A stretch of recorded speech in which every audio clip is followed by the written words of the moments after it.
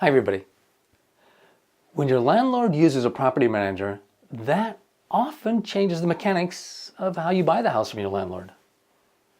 If your landlord doesn't use a property manager and you didn't use a real estate agent at all to find the house originally when you rented it, you can skip this video and the next one.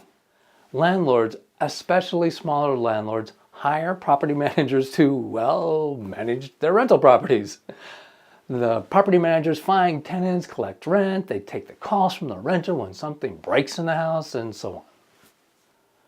Property managers are usually also real estate agents who can sell properties and get commissions. One of the potential complications with property managers happens when the contract between your landlord and your landlord's property manager force the landlord to pay a commission to the property manager when a renter they found, like you, buys the rental property. When a landlord hires a property manager, they don't just hire a property manager month to month. The landlord usually signs a 1-year written contract with the property manager.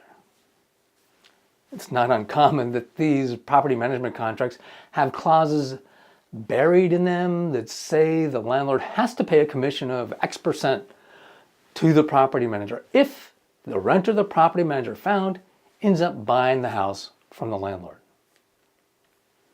Let's call this clause a commission due on sale to renter clause. In those cases, since the landlord has to pay the property manager commission anyway, the landlord will usually just use the property manager to be the real estate agent in the sale of the house. The property manager will either represent the landlord solely, or more probably, the property manager will represent both the landlord and the renter, you, equally. It's called a dual agent. This commission due on sale to renter clause isn't a problem in itself. Your landlord may have wanted to get the property manager involved in the sale anyway. Although it's more expensive for your landlord to have an agent involved, it's also easier for your landlord to have an agent involved. An advantage to you of having the property manager involved is they will be very motivated to convince your landlord to sell the place to you. The property manager doesn't get paid that big commission check unless the landlord sells the place to you.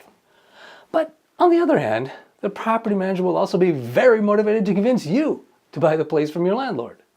That means you might feel unwelcome pressure from the property manager to buy the place. The potential problem in this situation comes when your landlord doesn't realize this clause is buried in their property management contract. In that case, some landlords, especially near break-even landlords, may actually change their minds about wanting to sell the place to you after all, after they find out they have to pay a big commission to their property manager if they sell the place to you. If your landlord bails out at the beginning when you first pitch the idea to your landlord, that's no big deal. But if your landlord bails out in the middle or the end of the game, that would be a big problem for you if you've already spent money on a pre-appraisal, a home inspection, a real estate attorney, or whatever. That's why I suggest that if you're dealing directly with your landlord and your landlord uses a property manager, that you specifically ask your landlord at the beginning if they'll have to pay a commission to the property manager if you buy the place. They may not even know they have a commission due on sale to renter clause buried in their contract with the property manager. This is more likely to be a problem with small, inexperienced landlords because larger landlords don't hire outside property managers. They tend to manage their properties themselves. And more experienced landlords, even if they're small, tend not to sign property management contracts that have a commission due on sale to renter clause in them. Okay. One more thing.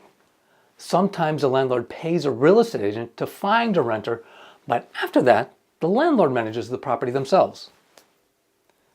Nevertheless, an agreement between your landlord and that agent who represented you when you originally rented the place might still have a commission due on sale to renter clause in it.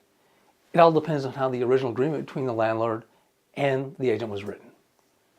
The problem arises if your landlord doesn't remember that clause was buried in something they signed years ago, but that agent probably remembers. The takeaway here is that if you're dealing directly with your landlord and your landlord uses a property manager, please ask your landlord if they will have to pay the property manager or the agent that originally set you up with the landlord a commission. You don't want any unhappy surprises later on. Okay, in addition to that, there's another potential complication with property managers that we'll talk about in the next video. It's when the property manager wants to be a dual agent. That is, when the property manager wants to represent both you and your landlord equally.